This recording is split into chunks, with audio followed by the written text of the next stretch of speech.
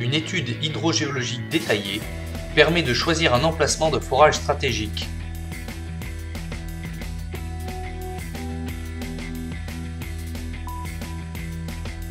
Une fois les financements assurés, en général par une collectivité publique, le forage profond peut débuter.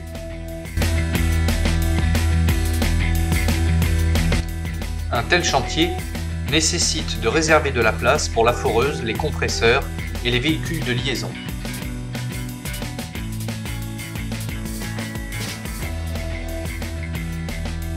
Un forage destructif utilise un marteau fond de trou, outil qui tourne et percute la roche, la faisant éclater sous la pression.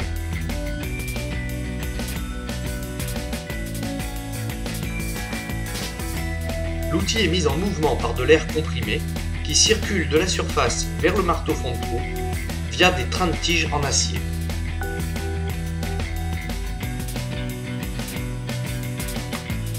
Des tubages en acier sont mis en place progressivement pour tenir les terrains.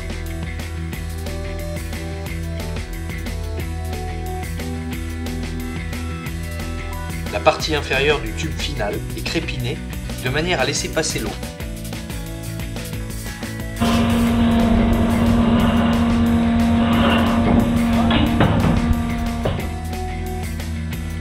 La mise en place des tubes nécessite une lourde manipulation.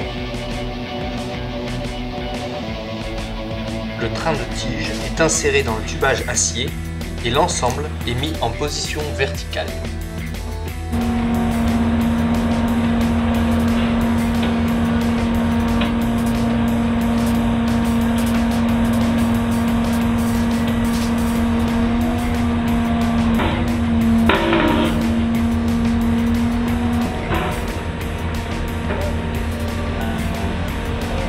Une fois le train de tige raccordé, les tubes sont assemblés par vissage ou soudage selon le type de tube.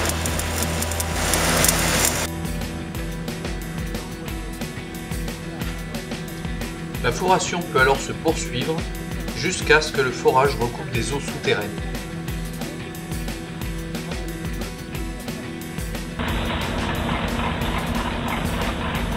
Pendant la foration, l'air injecté au fond du forage fait remonter l'eau et les débris de roche appelés cuttings. Les cuttings sont récupérés par un simple bac, ici en bleu, pour être examinés par les géologues. Des essais au soufflage sont réalisés régulièrement pour permettre une estimation du débit disponible.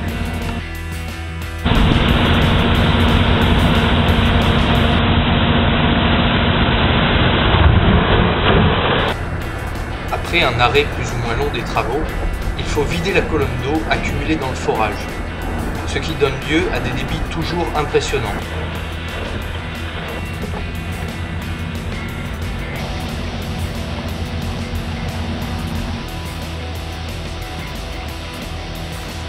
Il peut s'avérer parfois nécessaire de créer des bassins de décantation pour éviter un rejet d'eau trop chargé dans le milieu naturel.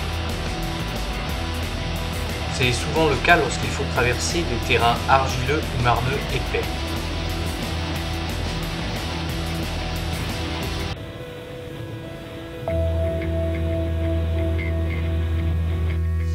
Le suivi géologique consiste à examiner les cuttings en détail pour établir la coupe géologique du forage.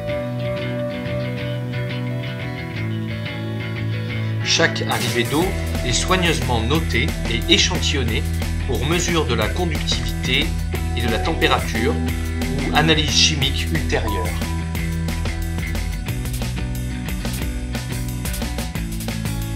Toutes les informations recueillies sont ensuite analysées et synthétisées dans la coupe géologique et technique du forage. Ce document doit faire référence par la suite. Il indique la profondeur atteinte, l'équipement du forage, les profondeurs et débits des venues d'eau, la description des roches rencontrées et l'âge géologique des couches de terrain traversées.